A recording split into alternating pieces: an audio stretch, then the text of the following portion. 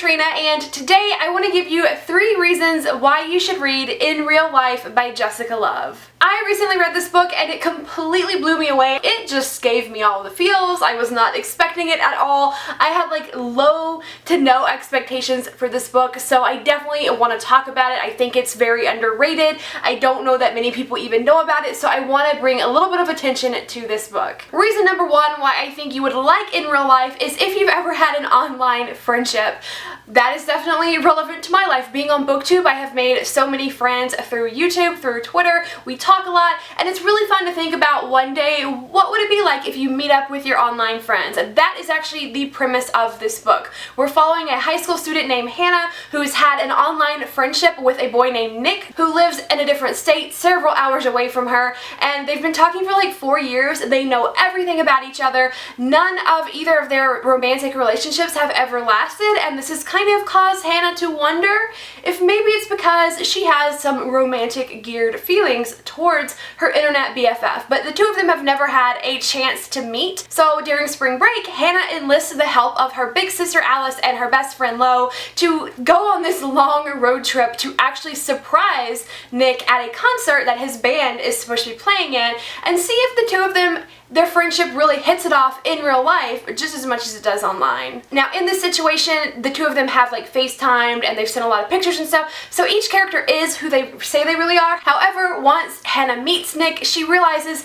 he was actually hiding a few things from her. This is such an interesting look at the dynamics of an online friendship that becomes a real life meeting somebody, and just the ways in which we can portray ourselves online. Additionally, there is another side character in this book that runs like this highly successful blog. I really feel like there was a lot of, internet nerddom in this book that I could really relate to. I put that one as reason number 1 because I thought that I wanted to just kind of get the summary and the synopsis of this book out of the way. But reason number 2, of course, no less important, is if you're looking for a diverse read. The main character, Hannah, and her sister Alice are Korean American, and Hannah's best friend Lo is Mexican American, so there is a diversity in the characters that have a lot of page time. The author, Jessica Love, is not Korean herself. However, I did see on Jessica's Goodreads Ask section where a reader had written in and said, I think you really got the Asian family dynamic wrong, and Jessica replied, well, her husband is actually Korean American, and she had kind of used some of his family experiences growing up. Not all families of one ethnicity are going to be exactly the same, but even though this isn't an own voices story, I just wanted to tell you guys what I did know about the author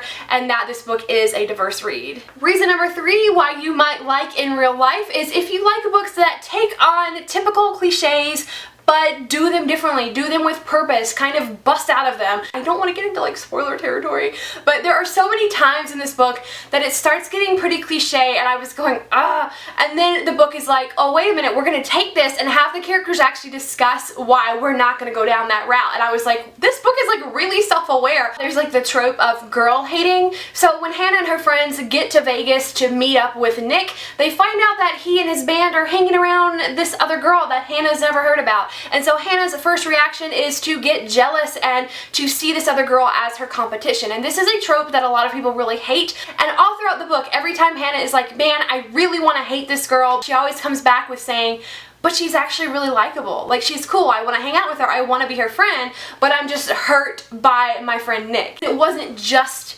cattiness for the sake of cattiness. This character showed real introspection. I just felt like that was really self-aware. Like, it's natural to sometimes see another person, regardless of what their sex is, of being competition or maybe being jealous of them. And so you can see that Hannah does get worked up, but despite how much she wants to hate this girl, she can't actually bring herself to hate her. And I just thought that was kind of smart, kind of a cool way to be doing that kind of trope. There are definitely more reasons to pick this book up. I just like to keep these videos like pretty short to just kind of grab your attention and go, instead of being like, sit through 12 reasons why I think you should read this book. If you're looking for a book that does any of those things, definitely check this one out. It is very underrated.